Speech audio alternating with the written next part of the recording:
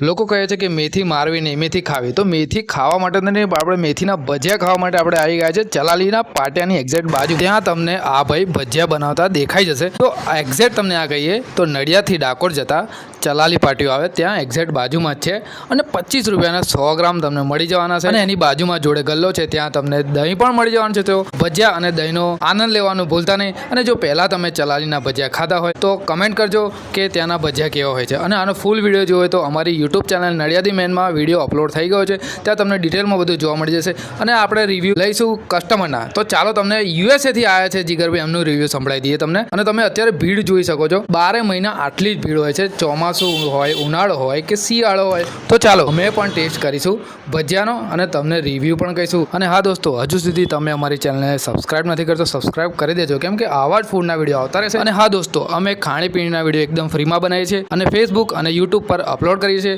તો આજે જ અમારો સંપર્ક કરેલો આપેલા નંબર પર. તો ચાલો, જીગરભાઈ પણ અમારી રાહ જોઈને ઊભા છે. જીગર પટેલ, હું આમ અમેરિકાથી આવું છું, મૂળ નડિયાદનો છું. અડધો કલાકથી તો અમે ઊભા છે.